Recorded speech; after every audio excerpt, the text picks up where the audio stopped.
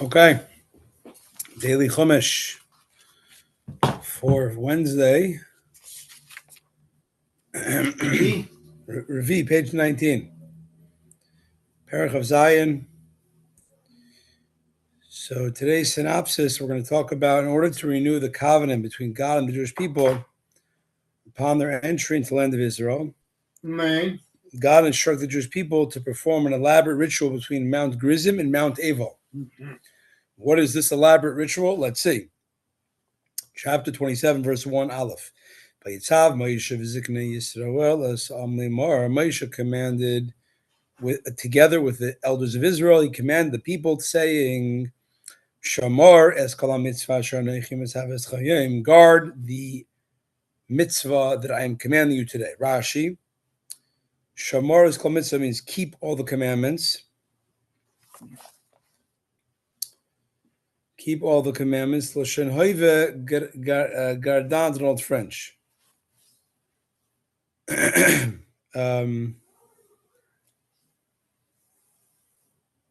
Keep in the present tense.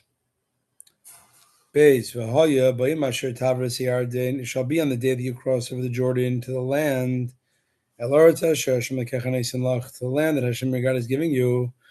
V'akimeisa l'chavanim u'delois, and you shall then erect large stones for yourself, v'sates masid, and coat them with whitewash.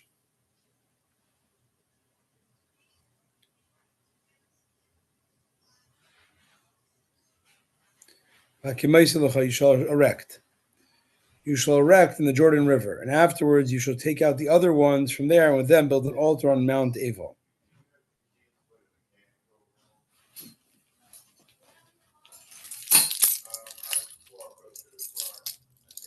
In the keys. He wants the key. Okay. Fine.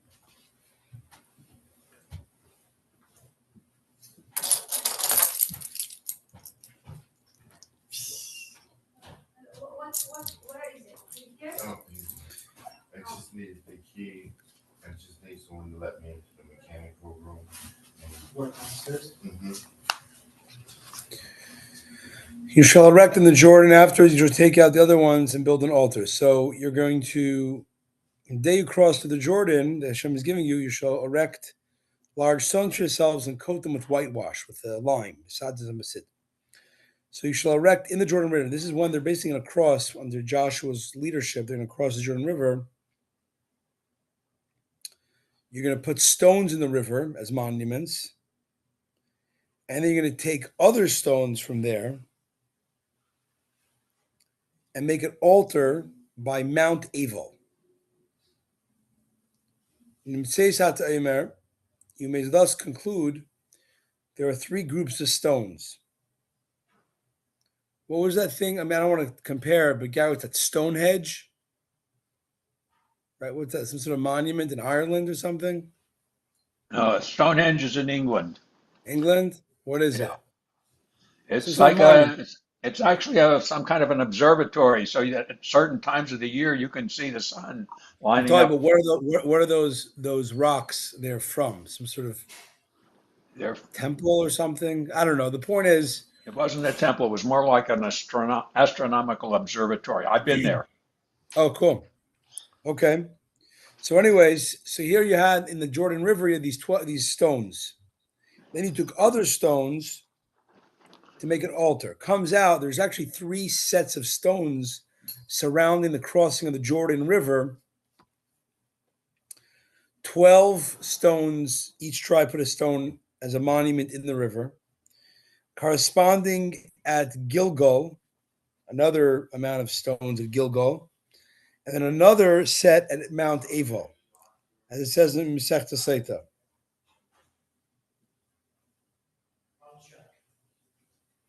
So you have the ones that Moshe did on the east bank of the Jordan, those in the river, and those at Gilgal.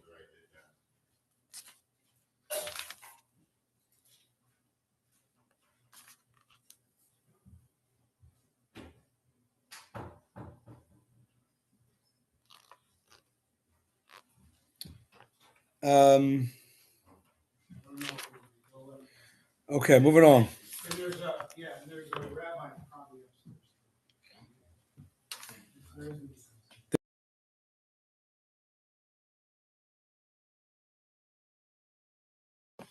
Okay, Gimel. The Chesavta Alein is called the when you cross over the Jordan, you shall write all the words of this Torah on them. In order that you may enter the land Hashem your God is giving to you. Eretz Zavaz, Chalav Dvash, land flowing milk and honey, Kash Dibra, Hashem Elegei V'Zechalach, just as Hashem, the God of your forefathers, told you. Dalit. It shall be when you cross over the Jordan, that you shall erect on the stones that I'm commanding you today, and Har Eval, Besates and Masid, you shall coat them with lime. Hey. It's the first copy machine. On a printer. On a printer.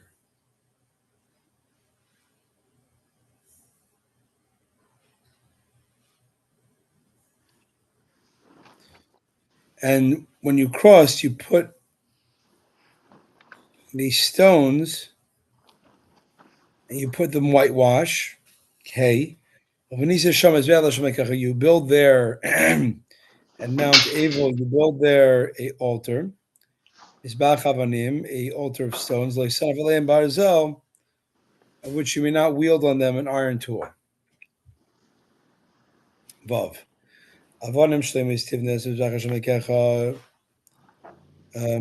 Full stone you shall build.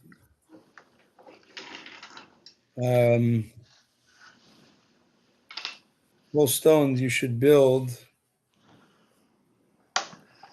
on the altar of Hashem.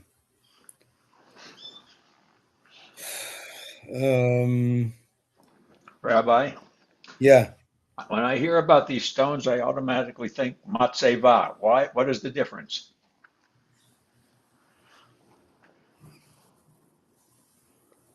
One second, let me think. You should be the altar of God of stones. You should put in their burnt offerings. Hashem God.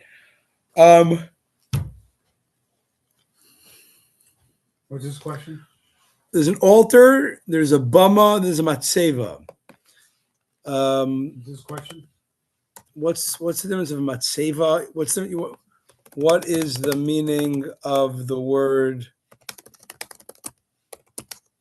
matzeva versus altar versus bama?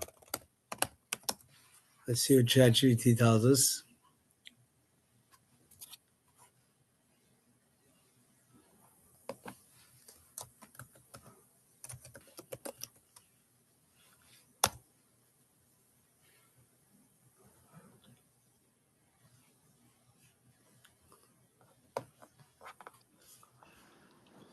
In the Torah, matzeva can mean a stone set up as a monument. So that's the ones in the Jordan were as a matzeva.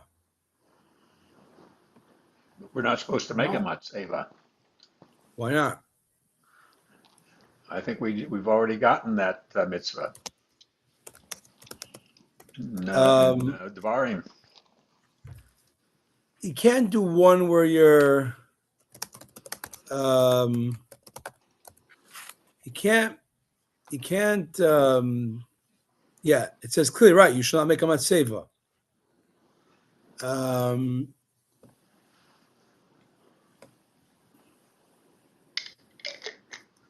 Rambam explains you may not erect a single stone as a sacred structure to worship God.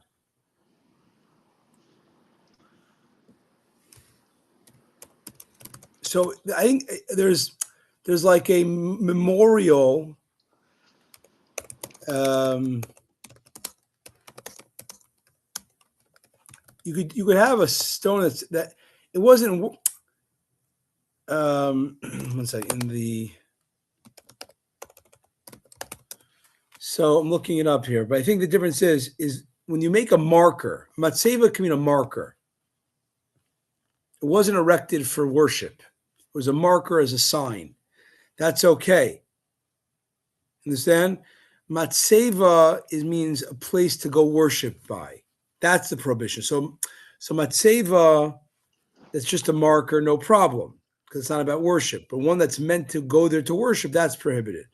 The Torah study is equivalent to worship, and that's what they wanted to put on the markers in the Jordan, the big stones in the Jordan. They wanted to write the whole Torah, or the curses. Was it? Was it no? It was the Torah. I don't know if in the Jordan they put any of the stuff. I think it was in the other set of stones. I think. Let me. The note in page 51.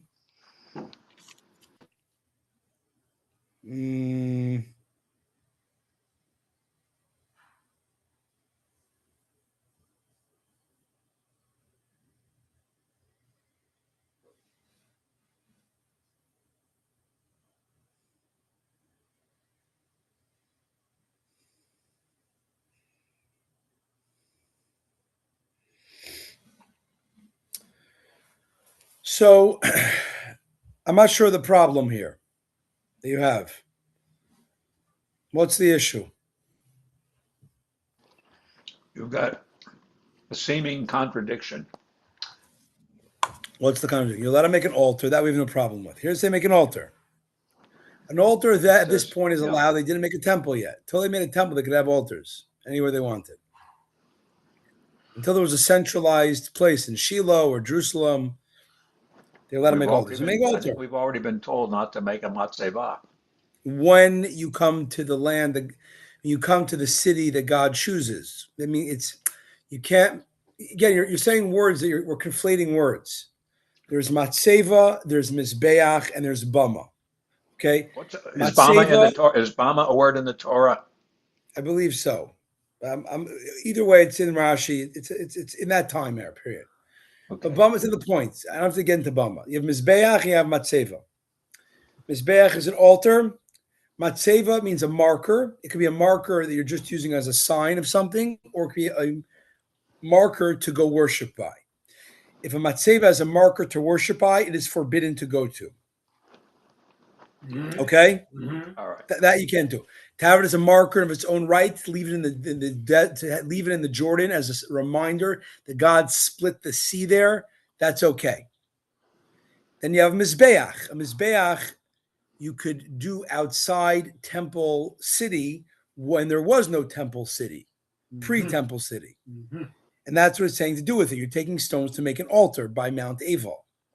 And on that Mount Aval, you're also going to coat it with whitewash, with lime. And it goes in, hey, you shall build the altar for Hashem your God, an altar made of stones, which you may not wield an iron tool. Vav. You shall build the altar of Hashem your God out of whole stones. And you shall offer it up burnt offerings to Hashem your God. Do we know the whole stone? A what? Whole stone, you said? What is that? What kind of Whole stones, like complete. Okay, sorry. You can't use iron to cut them. Right. Okay. You shall sacrifice peace offerings there, eat them there. You shall rejoice. Hashem your God. Ches. You shall then write on the stones all the words of the Torah, well elucidated. Ches, ba'er heitev, well elucidated. This means well elucidated in the 70 languages. So on this altar, which has white lime, you had a nice white surface to go write the Torah 70 times. Which sounds crazy. Copy machine. The 70 times I don't understand. I don't remember that. 70 different languages. There's 70 languages in the world. 70 languages you had to put it in? I didn't know that. Yeah. Yes, you have Hebrew, then you have in Phoenician, and then Egyptian, whatever existed then. No, but I don't think that was I don't think that was what it was asking. Is that actually words in the Torah that you're telling me now? I mean, I've got it It right here. says words. I'll check It it says out. you should write it ba'er hetev, well elucidated. What does that mean? Rashi tells us in 70 languages. All right. Why does Rashi say that rather than translate, let's say, write it in Hebrew and then have a commentary, like, oral Torah commentary? That wasn't allowed. You were at that point in history, you were not allowed to write down the oral Torah. So what's left? So what does it mean? So when the Torah is telling you, write this down, like write it down. Yeah, write it down. Obviously clear. What do you mean? Write it down very elucidated. What does that mean? So he says it must mean in different languages of the time. So the other nations could read it. Wow. Tess. Vaydaber Moshe v'Kohanim Alevim es kol Devrei Lemar. Moshe and the priests of the Levites, Kohanim, said together to all of Israel, saying, today you have become a people. Today, listen carefully, Israel, and hear. Today you have become a people before Hashem, your God.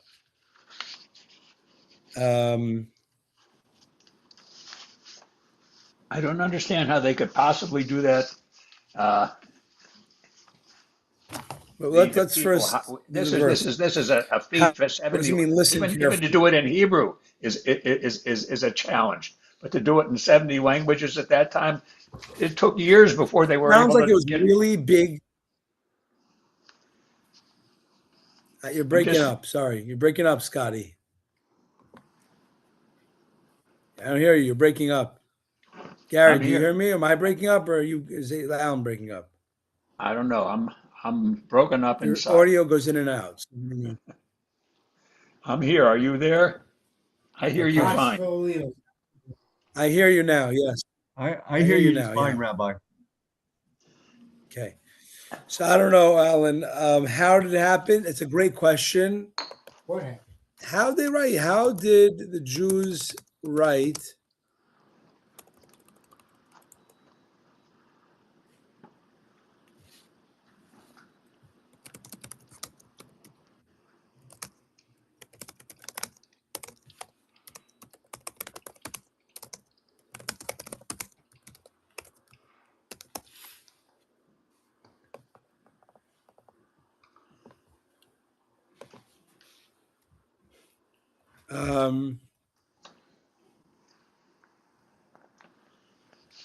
Let's see. Some say it was a miracle that they could condense all that language onto the stones. I'm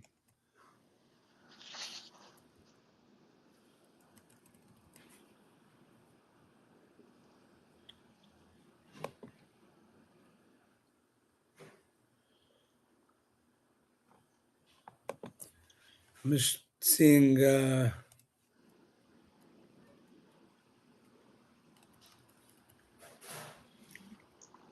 It all depends how you translate Rashi, which says B'shivim Lashon. Yeah. Well, that means 70 languages. According to whoever's translating here. No, that's what it means. That's the language. Like saying language, what is this? It's like saying 70 languages. What does that mean? It can mean different things. Shivim Lashon is the Hebrew way of saying 70 languages. That's black and white, he's saying. Okay, thank you. Thank you, Rabbi.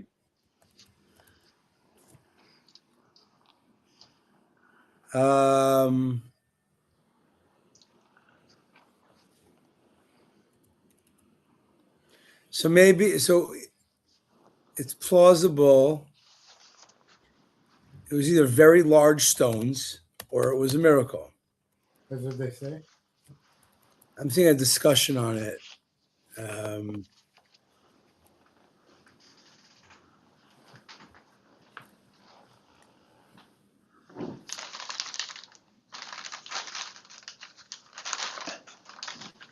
I'd have to look it up more.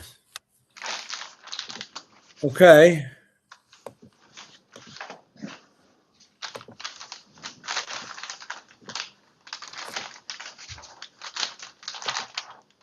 Moving along. The pasuk. We're continuing on page Pasuk Tes. Moshe and the Kohanim said to the Jews, Haskes, hearken, listen up. Today you're becoming a people to God your God. Haskes kitarguma, it means, as English translates, this atses. This is the term English uses to translate hazino. Hayem ezeni Islam, today become people. Every day you shall regard as if on that day you enter the covenant with him.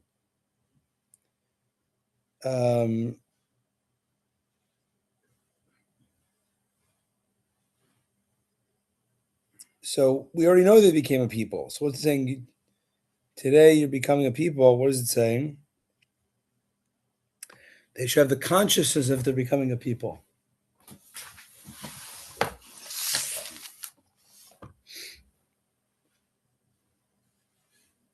Every day you have to live as if you became a people today.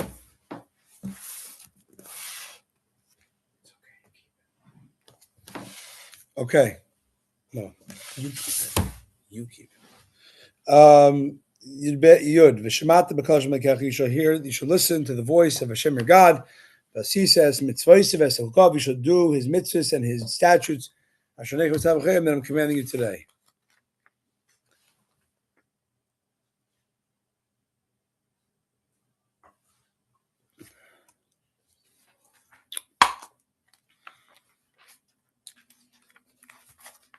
Okay.